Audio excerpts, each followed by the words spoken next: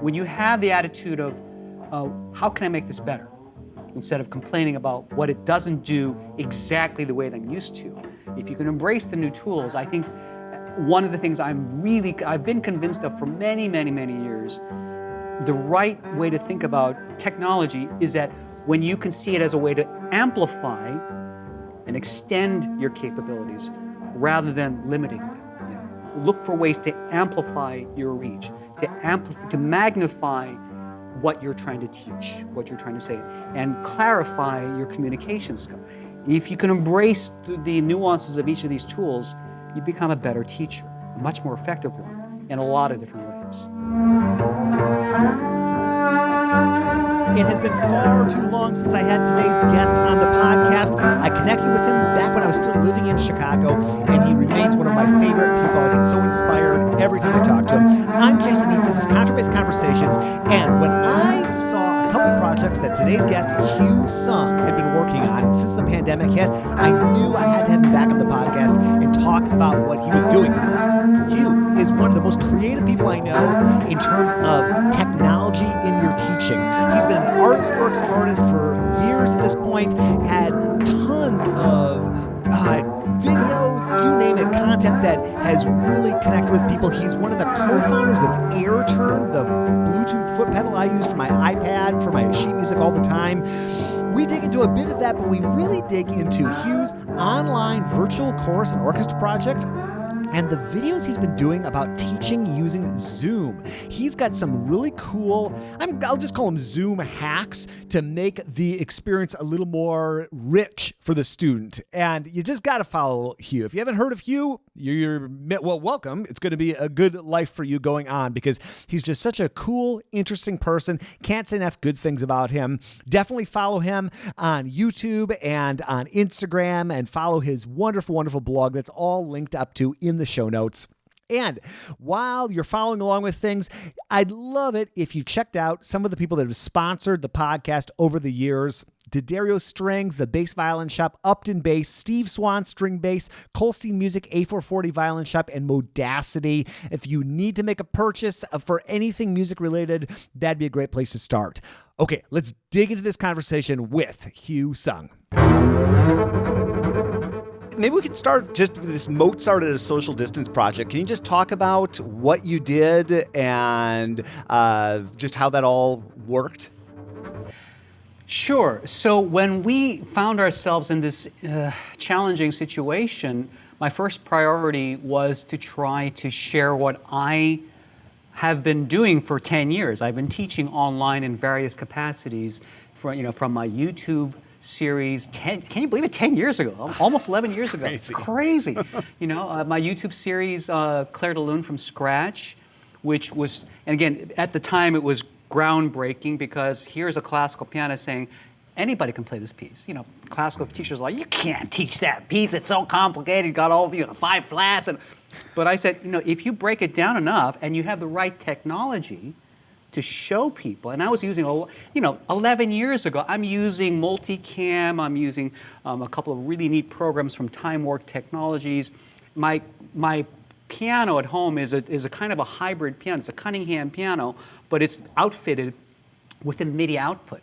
So I can, while I'm playing, the notes can also, if you watch the videos, it's 11 years ago, but the technology was way ahead of its time because as I'm playing, you can see the notes, the virtual notes being pushed down, the pedal even, you can see the pedal pushed down, and I'm drawing annotations on the screen, digital ink, digital sheet music, and I'll give you a little confession.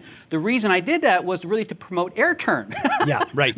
The page-turning pedal company that had just launched, and we found out that nobody was reading sheet music. It's like, well, I'm going to teach the world how to read sheet music through this vest. And of course, it grew into its own little thing. But what was really cool is that it gave me an opportunity to demonstrate the advantages of digital sheet music, the annotating, but also the transmission of data, that I can teach thousands of people when they can see the music clearly, and I can, explain things in a visual manner as well as a musical one. So everything started with that, and so that was the start of my online pedagogy. Now a couple of years ago, 6 years ago, I Has it been 6 years? Where does this time go? Wow. So 6 years ago, I joined this wonderful company called ArtistWorks, where I've been teaching students around the world. It's been amazing. And a lot of the same, in fact, I remember when I signed up with ArtistWorks, they were talking about what kind of equipment we would need to get. And I said, well, I'm going to need an overhead cam, I'm going to need a video switcher, I'm going to need this. And they're like, you've got the most complex setup of any of our teachers. And I do. My home studio is totally tricked out because I knew exactly of the things that I wanted to be able to show in my lessons, replicating what I do with the YouTube series 11 years ago. But now I can do it kind of on the fly. I don't have to do post-production editing. It's all just done live, right? Mm-hmm. So with all that experience, and also having developed the AirTurn page-turning pedal, back in 2008, I'm no longer with AirTurn, but so I've been very, very heavily invested, being one of the first professional pianists and musicians to go completely paperless 20 years ago. Yeah. So with all of that, suddenly we find ourselves overnight in a situation where schools are closed, teachers are just like being forced to go online literally in days, right? Mm-hmm. So I was hearing the pain points, I was hearing the desperation. So I came up very quickly with 3 ways that teachers can get started. And I started with just the basics. Here, get a laptop, get a tablet, get a video conferencing program, you're on. But then if you want to improve that, then you can slowly start to add things like another camera. For pianists, I find that a multi-cam view is really helpful, right? Yeah. So having multiple camera views, and then eventually showing them a little bit about my kind of setup where I have like 3 cameras, one for the feet, for the pedals, overhead cam, side cam, and a view of my sheet music that you can see, the students can see me annotating on the screen, boom, right in the view. I can do picture-in-picture with my new setup where you can see the pedal and the keyboard at the same time. All of this really cool stuff. And so while I produced that video, so I got a lot of great feedback, and and I've been inundated with folks asking, how do we do this? How can we do that? And I got this Facebook message from somebody who said, my sister-in-law is a choral teacher in Canada. And what was interesting is so all of my techniques were designed to help people, do one-on-one live streaming lessons, okay? Mm-hmm. Through Zoom or Skype, FaceTime, whatever, but I'm using Zoom. So this person asked a very interesting question. So here is a teacher who works with ensembles, but now she can't. Everybody's quarantined. She can't get her kids together.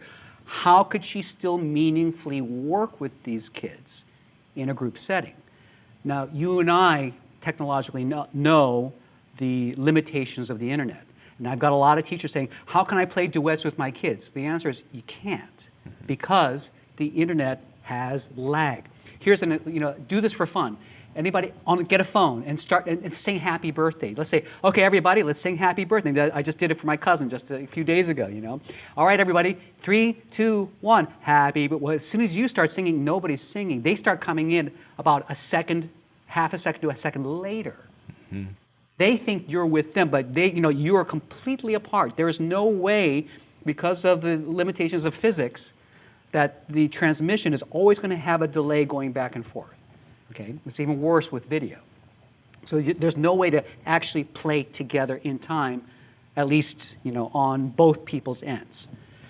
So because of that, I said, I knew the limitations, but I said, there's still there are creative ways that we can teach, and that's the key thing I think with technology. You have to, number one, understand the limitations, but then I think some people see the limitations and they just give up. Like, well, this doesn't work the way I want it to work. Well, but if you have an open mind and are willing to say, well, it may not work this way, but you can do some really other cool things if you're willing to go down the rabbit hole.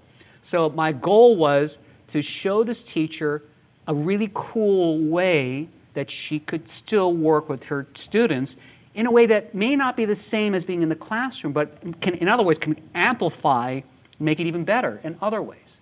A couple things came to mind. Number one, several years ago, I had a similar situation at a chamber music camp that I was teaching, where I had several students. Well, I was working with a piano student, And the unique thing about this campus, they let kids of all different ability levels come in, from highly professional kids to kids who are just learning how to play. Okay, and I think that's great. I love that open-minded approach. So I had a piano student, brilliant kid, just not all there musically, but that's okay because we were just.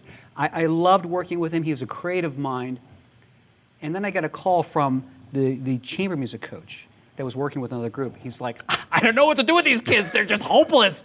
Like, okay. And my student happened to be in that group. I wasn't coaching chamber music. I was just doing one-on-one piano lessons. So I said, well, let me take a look at the group. So I go into the room and I see, the kids kind of, like totally zoned out, really discouraged. They're just putzing around, and they're trying to work, I think, on a Haydn or a Mozart trio. Come on. I mean, I think the violinist was kind of an intermediate player, so she can get through. The cellist could barely, I hope the kids aren't watching. The cellist was, barely, reading music. The pianist was just bored. He couldn't play, but he was also bored of it. So I took the music from the kids, I threw it in the trash. And the kids looked at me like, and I said, okay, forget it. We're not playing this. Here's a question for you. If you guys could play anything you wanted, what would you like to play? In chamber music? Really? Has anybody ever asked that question? Right. If you could play anything, it doesn't have to be anything, what would you like to play? And my piano student immediately came up and said, I want to play A Day in the Life by the Beatles. It's like, cool, let's do it. And so that meant I had to write out a custom part for every kid. And I said, the way we're going to do it is to imitate this video that I saw online of a jazz violinist singer named Paul Daté. He's playing these multiple tracks of videos of him doing I can't remember it was kind of a hip hop song. But he did all the parts himself, he sang all the parts, and I showed the kids this video, this one guy recording himself like 16 times. You saw 16 little grids of him just doing this ensemble thing. And the kids are like, wow, can we do that? I said, absolutely. So I set them up with a click track. I taught them how to do a click. I wrote out so the cellist, all he had to do for one track is just play one note and measure. Boom, boom. And on another track, he'd do the alternate note on the other beats. And then layered him in 4 different tracks so that he actually sounded like he had a full part, right? Again, customized to what he could do. Then the pianist, again, just kind of a chord, just once a measure, whatever. And then the other tracks would fill in. The violinist could do a little bit more, so I gave her a little more. And soon, the whole camp was buzzing because, like, suddenly these are the cool kids of the camp. And I had the most advanced violin student coming up and was like, can I join the band, please? Can I join the band? So, yeah, of course. And so we had the most advanced kids to the most basic kids all collaborating virtually in this video. And by the time, they were learning studio recording techniques, the click track, and with one, and just learning how to lay down a beat and play their parts. Simplified, right? But when you put it all together, they sounded pretty good, So that I had developed that technique, years ago. And so that was one idea I thought would be immediately applicable. Even though we did it live, you can easily do this over the internet, right? Mm-hmm. The other one was Eric Whitaker. Probably folks know this guy. He is an amazing choral composer. And back in 2010, almost 10 years ago, he came up with these series of videos, the Virtual Choir Project, where he had initially hundreds of people. Now he's got thousands of people contributing, recording over YouTube. And he'd have this conducting track, where he would conduct these singers. They would submit their videos by YouTube, and then he had a team of videographers, I'm assuming, and editors, just assemble these beautiful montages of hundreds, thousands of these singers, all joining together to sing his music. Very stunning. So I thought, so those are kind of my 2 inspirations for the project, and so basically that's what it was. And we here at Cunningham Piano, we have a lot of the folks here are actually professional singers. So they came up with the Ave Verum Corpus as the repertoire. So I said, okay, great. So basically the goal was not just to produce the video, but to create tutorials. That's the whole point, to help this teacher and other teachers in this new age where we're all quarantined. How do you play together? And so the project was to initially just really to create tutorials, do a sample project, And initially I thought we'd get a couple singers. It was originally scored for, organ, a couple strings, and singers. Well, I happened to find this orchestra part. So like, why not? Let's open it up to everybody. And that was the whole point too. I wanted it to be, I've seen a lot of ensembles and great collaborations with very professional people. That's terrific. But I really wanted to let everybody understand that they can participate. Because one of the beautiful things about ensemble work is that the blend, all of our individualities, when you come together, it sounds amazing. And so you can have a wide variety. We had kids that were 9 years old playing, and we had, senior folks that were 72 joining in, 9 different countries, 18 different states. This was really, and for me, that was the main message. So what ended up being just this project to help this teacher learn how to teach choir to her kids ended up being more, I immediately start to see this is a powerful message for our time where, and people are, we're struggling, we're alone, we feel separated. As musicians, we're social, we're built-in social creatures. We need to play to each other. And this is a way that I could show we can still make beautiful music together, even through this time, and even across all different ability levels. So that was really the thinking behind this project. Now, I still have a couple more tutorials I've got to pump. I've got all the footage, but I just haven't had time to throw it together. So I'm gonna, that'll be my next priority as soon as I get through a couple more projects. So. Well, I can't wait to check out how the nuts and bolts of how you put this together, and I'm not sure exactly what you used in terms of software, but we were mentioning before we got rolling here that you could do what you did on open source software. It would be possible, right? Well, theoretically, yes. Again, Okay. and part of it, what I want to do, so I'm using Adobe Creative Cloud, so I have a subscription to that. It's a monthly subscription, but that gives me access to everything: Photoshop, Illustrator. And the primary things that I used for this project were Adobe Premiere and also used Adobe Audition. So Premiere is the video editing software, and Audition is the sound editing software. So a couple of things that I also use Final Cut Pro for just the credits at the end. And people have asked me, well, because I have Final Cut Pro, they asked me, why don't you use Final Cut Pro? And again, maybe I'm still a Final Cut Pro novice. I find Final Cut Pro to be really good for linear storytelling, just, if you're playing once. The problem is I work so much with multi-tracking, with layers, and especially when you've got 111 musicians, you got to, sync together. It's not easy, and I just find Final Cut Pro to be really kludgy for the multi-tracking stuff. And for me, Adobe Premiere is just so much more intuitive to line, dozens of tracks on top of each other, stacking together, and then just get them aligned the right way. It's just much more intuitive. So Adobe Premiere is what I use. Audition. So what was interesting is that if you watch the video in the beginning, it sounds like it's coming out of smartphones and webcams. Pretty awful video, right? And now, because most of the audio was 90% was just people using their iPhones, their laptops. So individually, the audio was awful. What I did in Audition, which was but again, the blend concept, right? So what I purposely did was let the audio just be itself. You hear each individual voice come in as they start to play. And so you start to hear the beginnings of the layers just unprocessed, minimally processed audio. Mm-hmm. Once you hit the mid-mark, then I open up the audio floodgates and you hear the full stereophonic pan. Then everything, you hear the choir in different sections, the violins are here, the second violins are here, violas are there. You hear every part division in their traditional acoustic space. And of course, I add in a little bit of reverb, a lot of processing. The beautiful thing is that noise reduction, I eliminated all the background noises in the final tracks. So you get a very clean audio, but with the right kind of stereophonic panning and the right amount of reverb and processing. I think that's another really interesting lesson, is that you can take pretty poor audio sources, but with the right software and the right know-how, you can make it sound like $1 million. It's pretty good. Yeah. So I encourage you, if you watch the video, if you've seen it before, get headphones.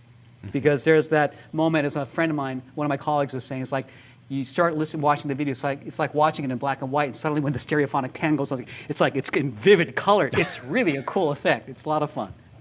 Yeah, it is.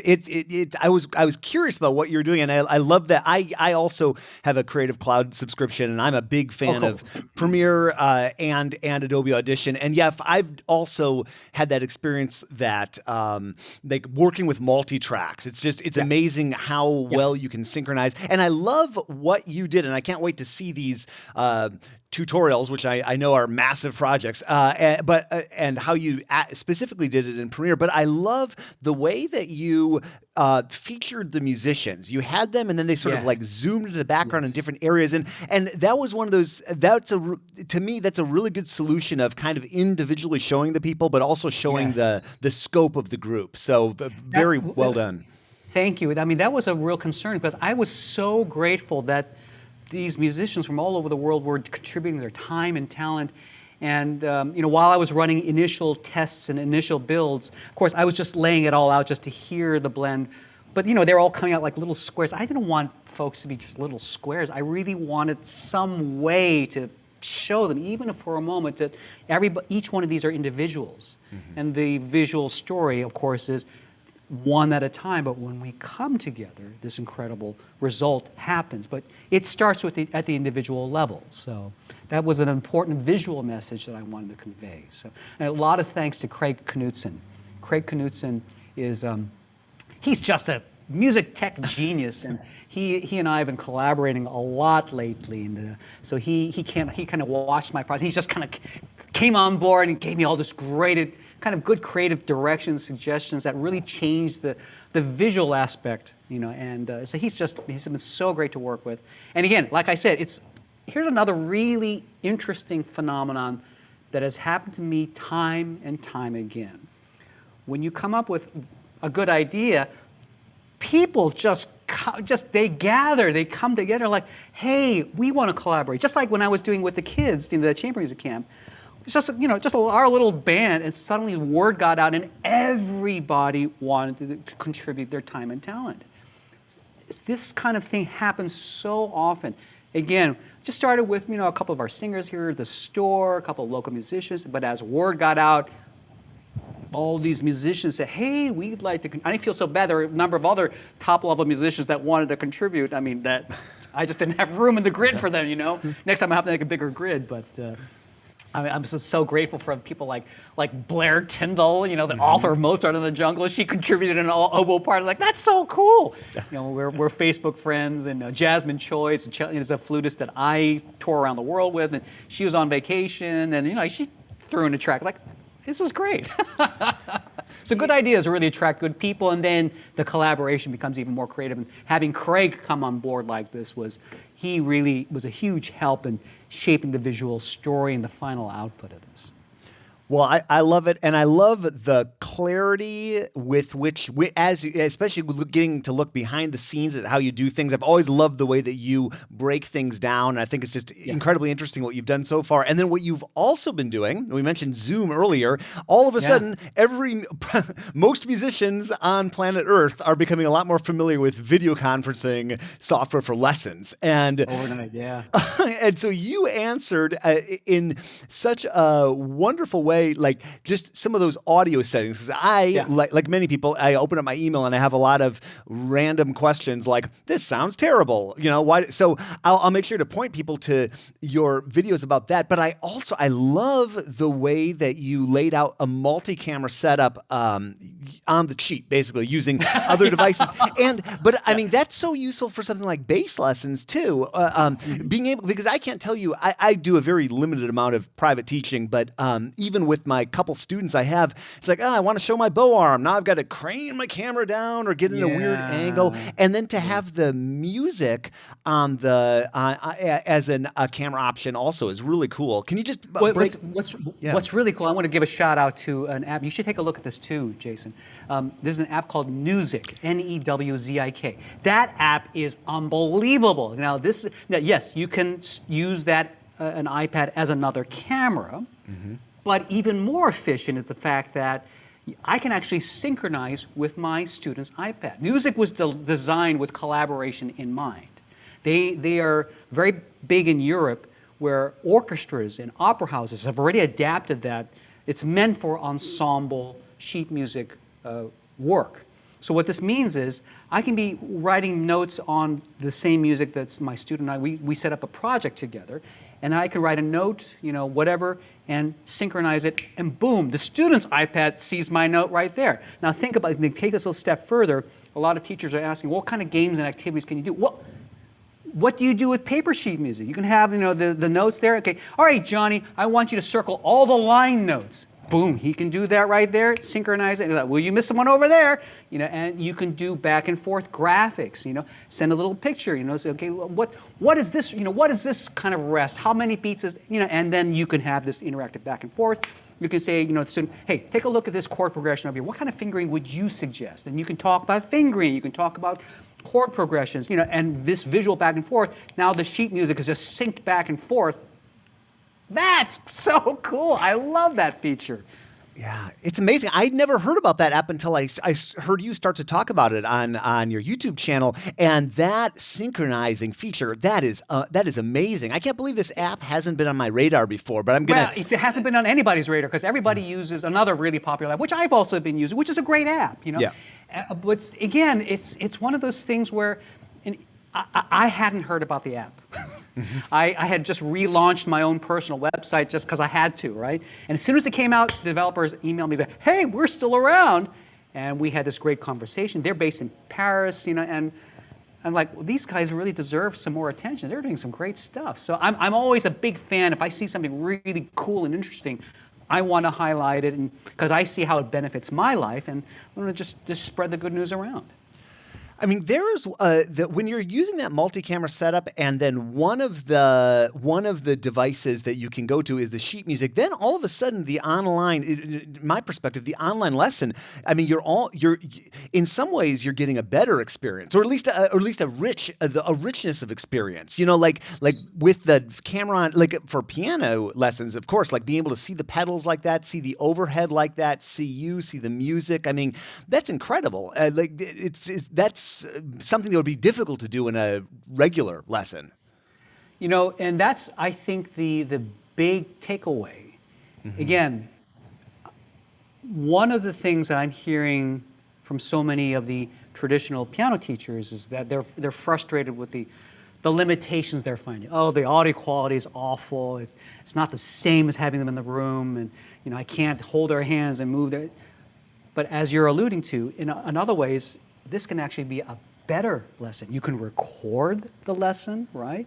Save the recording. Now the kid can refer to, instead of just relying on memory, they can actually watch the video and replay all the things that you've shown them.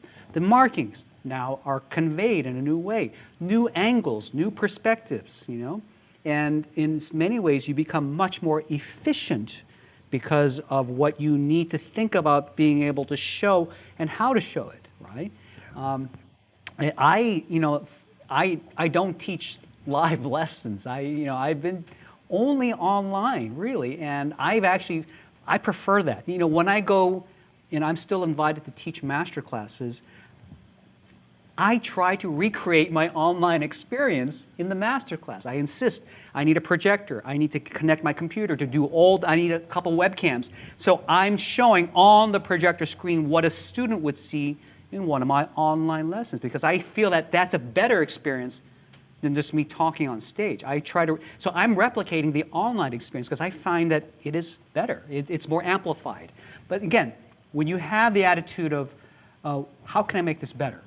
Instead of complaining about what it doesn't do exactly the way that I'm used to, if you can embrace the new tools, I think one of the things I've been convinced of for many, many, many years, the right way to think about technology is that when you can see it as a way to amplify and extend your capabilities rather than limiting them. Yeah? Look for ways to amplify your reach, to magnify what you're trying to teach, what you're trying to say, and clarify your communication skill. If you can embrace the nuances of each of these tools, you become a better teacher, a much more effective one in a lot of different ways.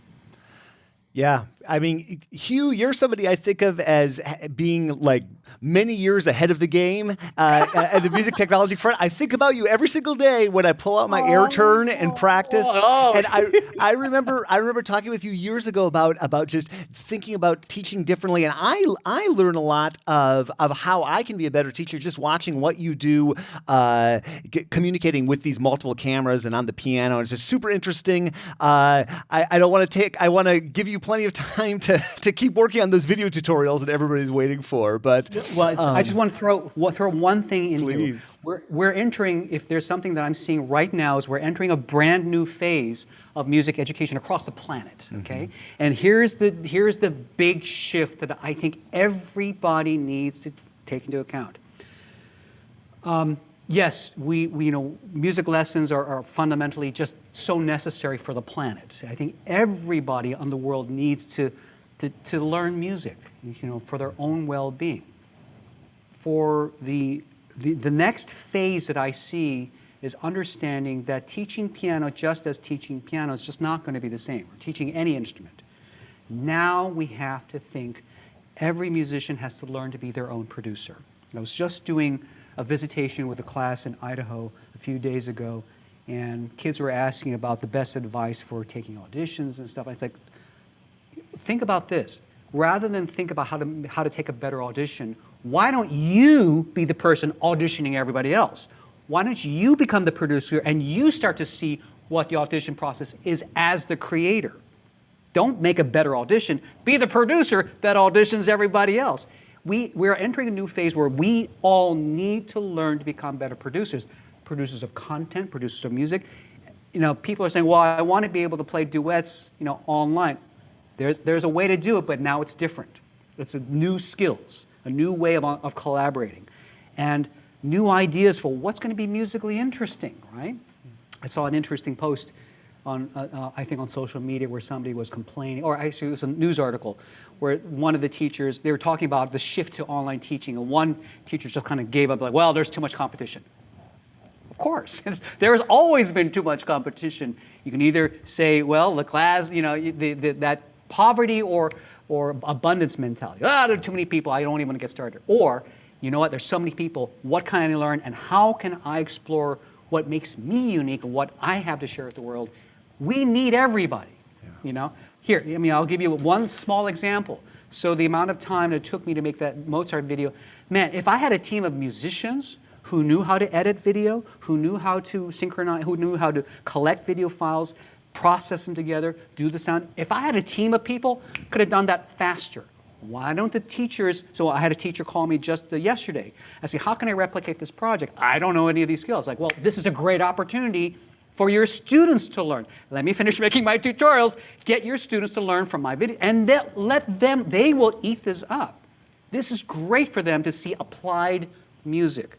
They're not just learning this piece, they're not just learning that song. Well, now they got to produce content from what they've learned, make a video, make an audio production. How can they take that and now repurpose it in some new way? One of the projects I did a few years ago was a silent movie project and teaching my kids how to improvise. They improvise their own scenes. Do that. We're entering a whole new era of creativity where the teachers need to understand it's not just learning music for its own sake, but now what kind of content can you direct your students to be the creators of it, unleash their imaginations. The tools are just tools. The imagination still has to play the central role, unleashing their imagination in a whole new way. Imaginative ways of teaching, imaginative ways of storytelling, imaginative ways of connecting, and creating new experiences through these tools. It's an amazing time. Too much competition? Well, then stay out of the game. Ready to jump in? There's endless opportunities to learn, grow, inspire, and just do amazing things to collaborate and do amazing art out there. Couldn't agree more, Hugh. That needs to be the TED Talk that you do as soon as this pandemic is over, because that's what people need to be hearing. Maybe I'm kind of one of those lemonades out of lemons guy. I probably am.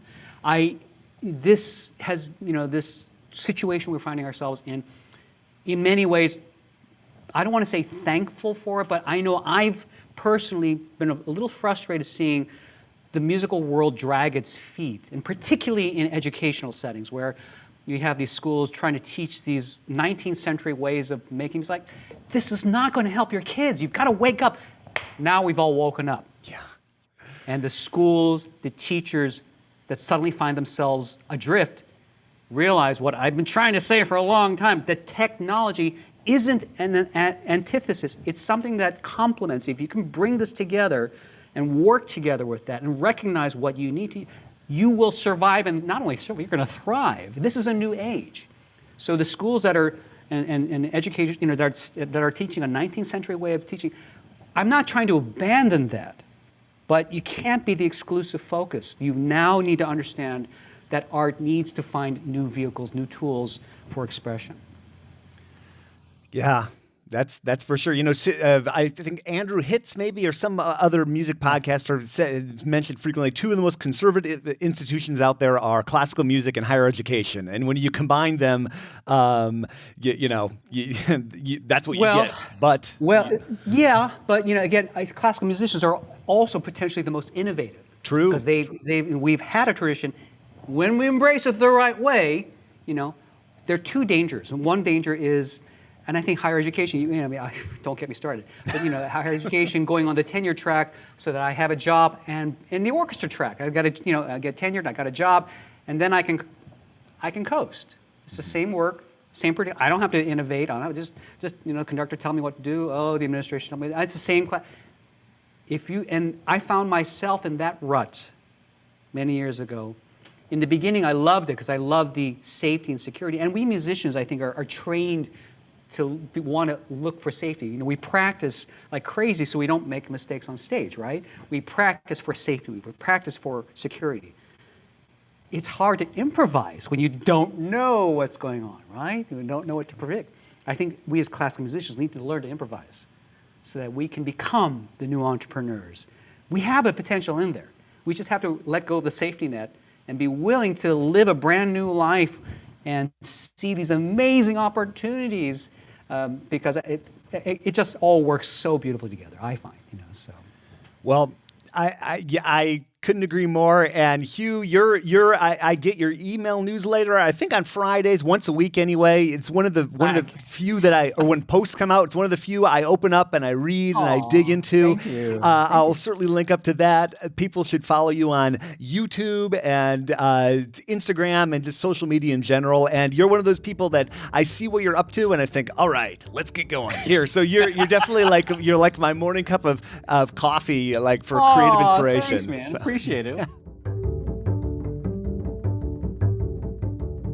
Hugh, you rock. I love what you do. And it really does brighten my day to open up my YouTube or Instagram or whatever and see Hugh's smiling face, whether he's touring a foreign country and testing the food normally, or talking about teaching and using things like Zoom or his virtual, I'm not editing today, virtual ensemble projects. So cool. So thank you, Hugh. Thank you for listening. I really appreciate it during these crazy times that I hear that phrase all the time, but it's true. Things are changing for everybody out there. You, I'm sure, me as well, trying to do lots of different things. Including, speaking of YouTube, I'm trying to do a lot more on YouTube, trying to commit myself to 1 video a week and an accompanying blog post.